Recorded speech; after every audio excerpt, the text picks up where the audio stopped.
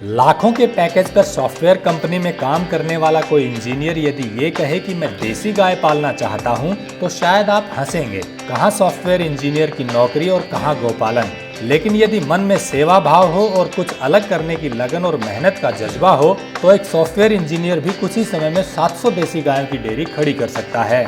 जी हाँ, इसका बेहतरीन उदाहरण है असीम रावत। गाजियाबाद के रहने वाले पेशे से सॉफ्टवेयर इंजीनियर असीम रावत ने 4 साल पहले लाखों के पैकेज की नौकरी छोड़कर गोपालन शुरू कर दिया और आज ये एक सफल गोपालक हैं। इनके पास देसी नस्लों की लगभग 700 गाय और बछड़े हैं और 70 लोगों का स्टाफ है और करोड़ों का टर्नओवर। सवाल ये है कि भाई मैंने अपनी सॉफ्टवेयर इंजीनियरिंग की लाइन क्यों छोड़ी और मैं गौपालन में कैसे आया।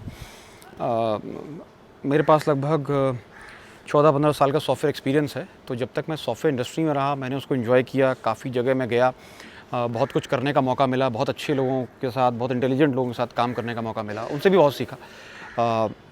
लेकिन जब हम सॉफ्टवेयर इंडस्ट्री में होते हैं तो अमूमन हमारे जितने भी प्रोजेक्ट्स होते हैं वो हम क्लाइंट्स के लिए बनाते हैं। क्लाइंट्स अमूमन विदेशी होते हैं, ठीक है, वो भी उसमें कोई ख़राबी नहीं है। लेकिन मेरे हिसाब से अंतरात्मा से मेरी ऐसी आवाज़ आती थी कि क्या यही वो चीज़ है जो आप ज़िंदगी भर करना चाहेंगे। तो हाँ, मतलब as a middle class family से जब आप आते हैं तो आप अगर अपने पैर जमाना चाहते हैं तो सॉफ्टवेयर इंडस्ट्री एक अच्छी चीज़ है जहाँ पर आप क्विकली काफ़ी पैसा कमा सकते हैं अगर आप सही जगह हैं और आप में दिमाग है। लेकिन मुझे लगता था कि ये वो चीज़ नहीं है जो मैं हमेशा करना चाहूँगा, ठीक है। तो जब मेरे पास 14-15 साल का एक्सपीरियंस हो गया तो मुझे लगा कि मुझे अपना एक्सपीरियंस अब इस्तेमाल करना चाहिए, कुछ ऐसी चीज़ करनी चाहिए जिससे मुझे आत्मिक सुख भी मिले, जिससे मैं एक एंटरप्रेन्योर का भी रोल कर सकूँ, जॉब्स क्रिएट कर सकूँ। और गौपालन एक ऐसा क्षेत्र था जब मैं इसकी तरफ देखता था तो उस समय देसी गायों की जो स्थिति थी वो काफ़ी ख़राब थी। मतलब ऐसी कोई डेयरी या संस्था नहीं चल रही थी जो इसको सक्सेसफुली रन कर रही है। मेजॉरिटी जितनी संस्था मैं जानता था वो सब दान पे चलती थी और बड़ी दयनीय स्थिति में जो है उनकी जो है हालत थी।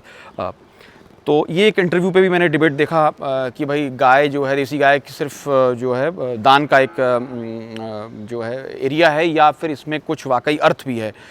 जैसे मैं अपनी परंपराओं से जानता हूँ, अपनी शिक्षा से जानता हूँ कि जो गाय है उसमें अर्थ भी है।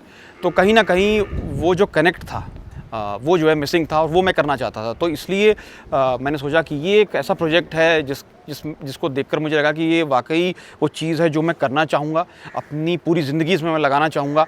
और बस वो सोचकर मैंने सब कुछ छोड़ दिया।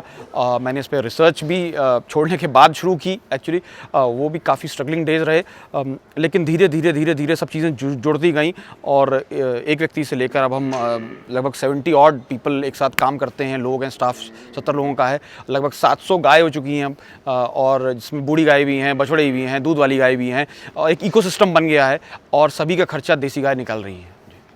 असीम रावत का डेयरी चलाने का तरीका बिल्कुल अलग है। ये इसे डेयरी नहीं बल्कि गौशाला कहते हैं, जहां गायों की सेवा से धन अर्जित किया जाता है। जहां 90% से ज्यादा देसी गायों की डेयरी फेल हो जाती है, वहीं हैता गौशाला लगातार आगे बढ़ रही है। देसी गोपालन में एक अलग मुकाम हासिल करने के लिए असीम रावत को राष्ट्रीय गोपाल रत्न पुरस्कार भी मिल चुका है। असीम रावत देसी गोपालन में बहुत रिसर्च कर चुके हैं। ये उच्च कोटि के ब्रीडर भी हैं। अगर हम ये कहें कि असीम रावत देसी गोपालन में अपने आप में एक इंस्टीट्यूशन बन चुके हैं तो ये गलत नहीं होगा। इसीलिए हम आपको अगली फिल्मों में दिखाएंगे कि पिछले 4 साल में असीम रावत एक सफल गोपालक कैसे बने, इनके गोपालन और ब्रीडिंग का तरीका क्या है और ये अपने प्रोडक्ट की मार्केटिंग कैसे करते हैं।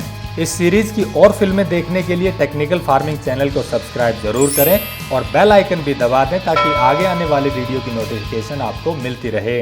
अगर आपको यह वीडियो पसंद आया है तो ज्यादा से ज्यादा लाइक और शेयर जरूर करें। साथ ही चैनल को सब्सक्राइब करना ना भूलें।